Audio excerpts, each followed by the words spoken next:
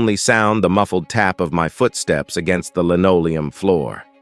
It was the fall semester, but there was an eerie stillness that hung heavy in the air, a palpable sense of unease that had settled over the campus like a shroud. We were in the midst of a lockdown, the result of a deadly virus that had swept through the country like wildfire. Whitmore College had been quick to shut its doors, sending students home and transitioning to online classes in an effort to curb the spread. But for those of us who remained on campus, life had taken on a surreal quality, a sense of isolation that seemed to seep into every corner of our existence.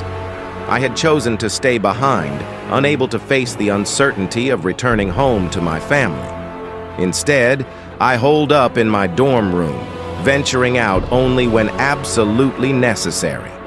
But even within the confines of my own four walls, I couldn't escape the creeping sense of dread that had settled over me like a second skin.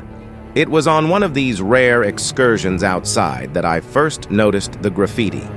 Scrawled in jagged letters across the walls of the lecture hall were the words, "They are watching."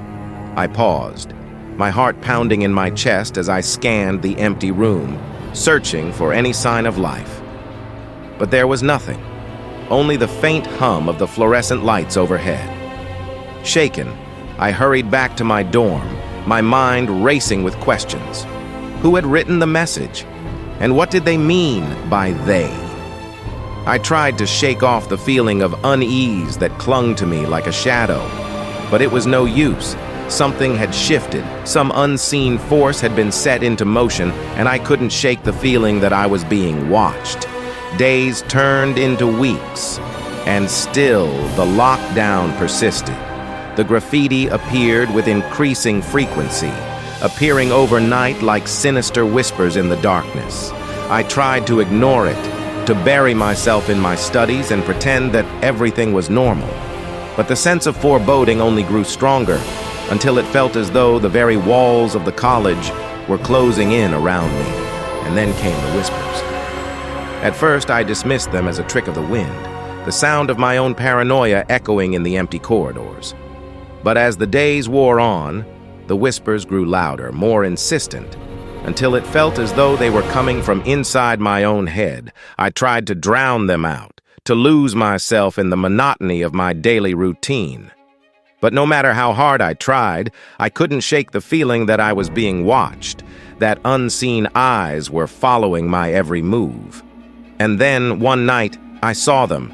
It was late, the darkness outside broken only by the pale glow of the moon. I was returning to my dorm after a late-night study session, my footsteps echoing in the empty courtyard. And that's when I saw them. A pair of shadowy figures lurking in the darkness, their eyes gleaming like coals in the night. I froze, my heart pounding in my chest as I stared at them in horror. Who were they? And what did they want with me?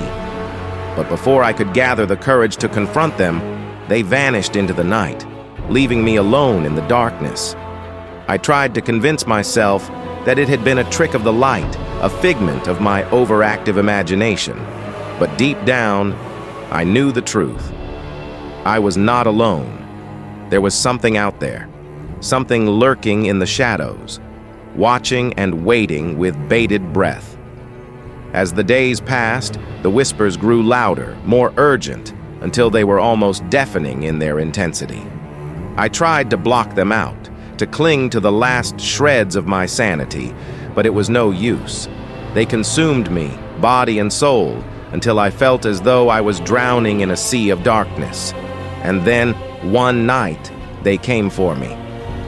I was asleep in my dorm, lost in the oblivion of dreams, when I was jolted awake by a sound, a soft, insistent tapping at my window.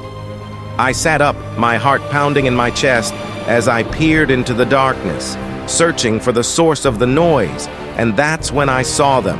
A horde of shadowy figures gathered outside my window, their eyes glowing with an otherworldly light.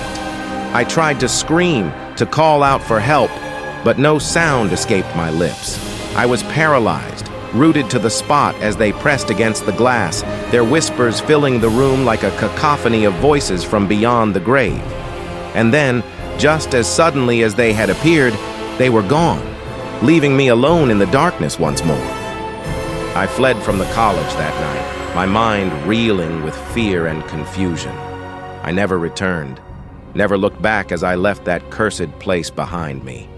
But even now, as I sit in the safety of my own home, I can still hear the whispers echoing in the depths of my mind, a constant reminder of the horrors that lurk in the shadows, waiting to be unleashed upon the unsuspecting world.